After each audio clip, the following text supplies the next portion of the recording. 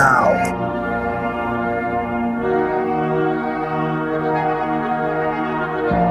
About to witness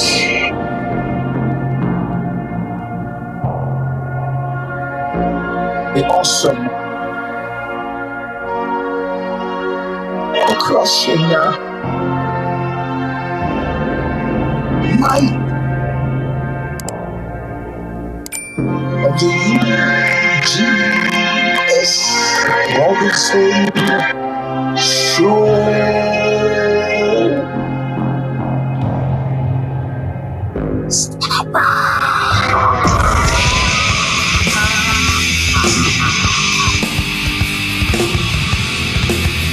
Welcome, my friends, to the season of the audience, to the version of 7 Brady, this is Eugene S. I'm your host, Eugene S.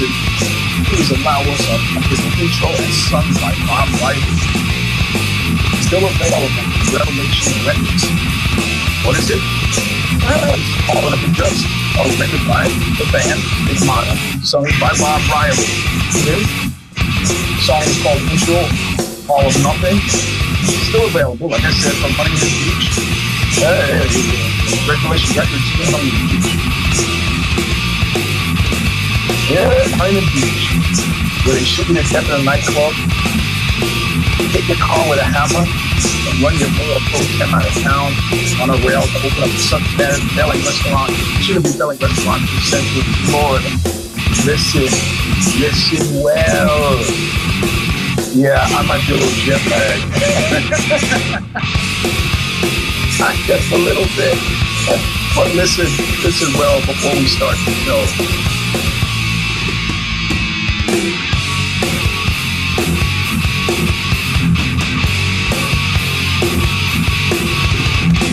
I'm on my way back to nowhere.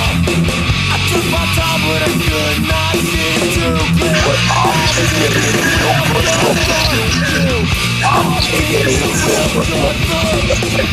I'm on my way back to damn far.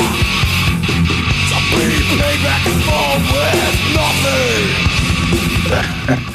Radio Free America, as usual, done outside of America. Well, not as usual, but the new usual outside of America. for those prisoners of the monarchy over there, those pommies over in the divided states of America. It's a little late here and a little early based on, well, it's about the time I usually did it in California. Oh, really? Okay. Well, it is what it is. It's either this or screaming at the computer. I get complaints about both, but as long as this is working, I think we're fine. So here we are. This is 3-7. Hold on. Let's do that. 3.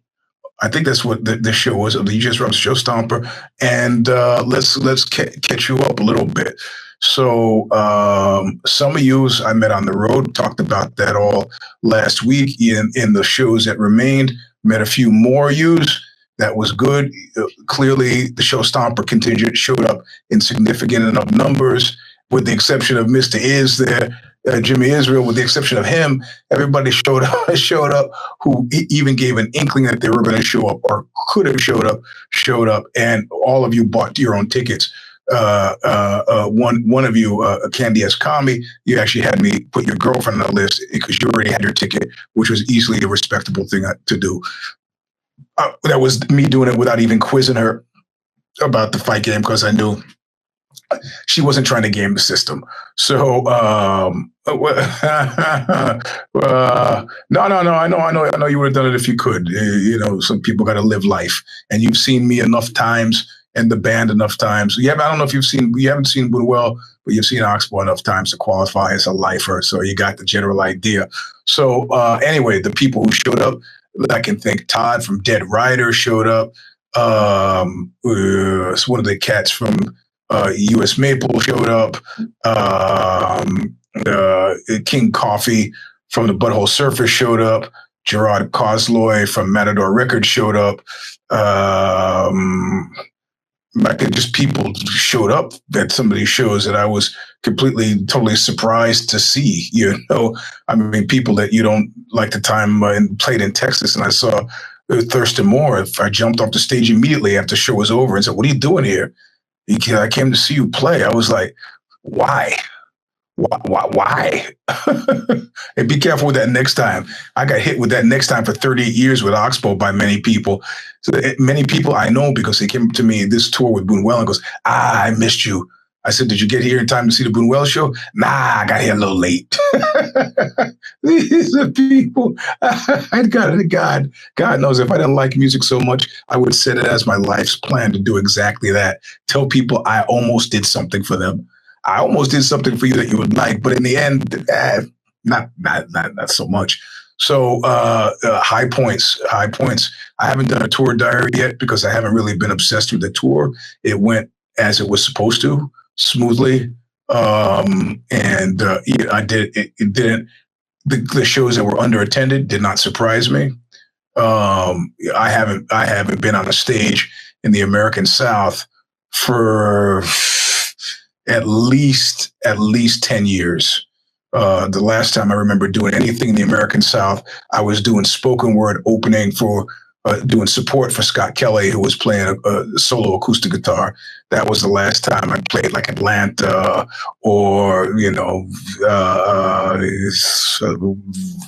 Virginia, Florida, Tennessee. These are places we haven't played in a long time.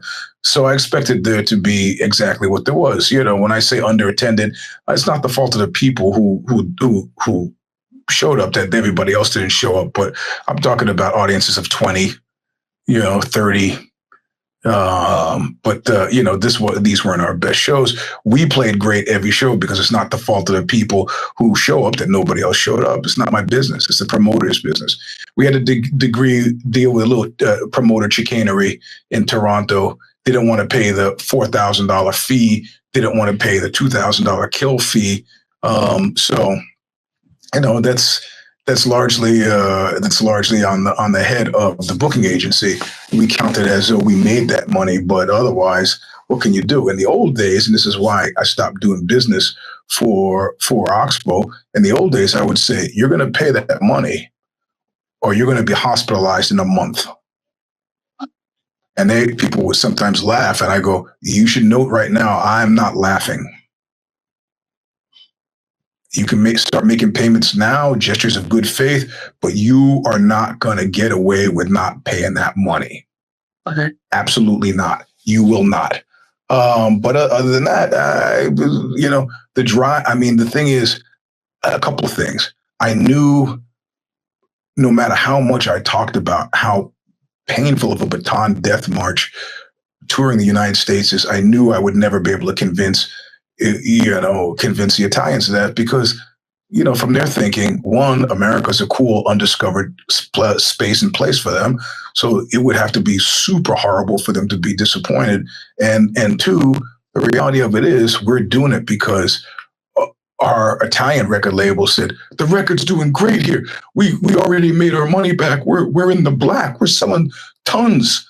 It's great. And then Skingraph, the US label, says, it's kind of soft here, and it's because we hadn't played here before. We had made no noises about playing here before, and people don't understand us as a band that's from America. So it's just not on the radar. The press is different and so on. So it had to be done. Did I like it? Well, the issue is not liking it or not liking it at this point, right? It's like, to lift a phrase from Rollins, it's about getting in the van. And you're playing for people who need to see you play. I guarantee you every single night we played, we sold more merchandise than any single entity on the face of this planet.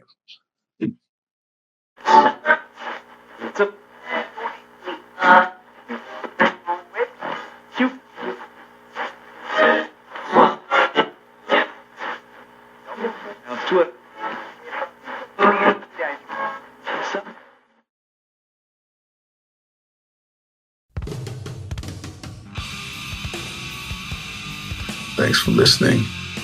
Try to not die between now and next week. Also, with this Whipping Boy more reissue, every record bought comes with a free t-shirt. So mark my words, you should get it just for the shirt. Anyway, that's the end of the show. We'll see you soon. You know how I end it. Look what you made me do. Don't die, Blondie. Don't die.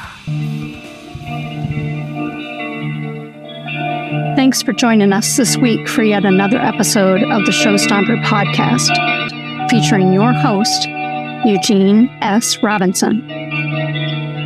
Follow Eugene's weekly newsletter, which is a soaring hit, over at eugenesrobinson.substack.com. If you're still hanging on to Twitter, he's there at Eugene S. Robinson. While you're at it, you can follow him on Insta at Mr. Sleep 3. That's the number 3. For more episodes of the show that seemingly never ends, go to showstopperpodcast.substack.com. Eventually, it will house all the Knuckle Up archives we can locate. We already have all the jiu-jitsu breakdowns for free. Check out Eugene on the Bad Boss Brief podcast, as well as the If the Shoes Fit podcast. Pick up his memoir, A Walk Across Dirty Water and Straight into Murderer's Row, today, and be sure to leave him a much appreciated, honest Amazon review.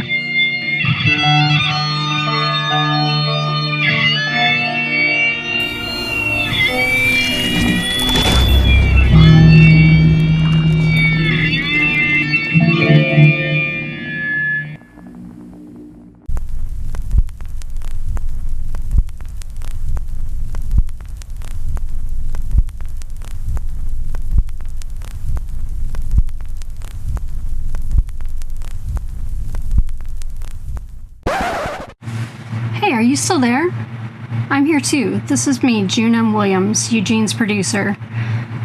The Show Stomper has been produced since 2015 by Original Designs, owned and operated by myself, June M. Williams. I provide Eugene with things like videography, original show graphics, motion graphics, show logos, podcast syndication, social media, and more. I can be reached at orijunels@gmail.com, which is spelled ORIJUNELS@gmail.com.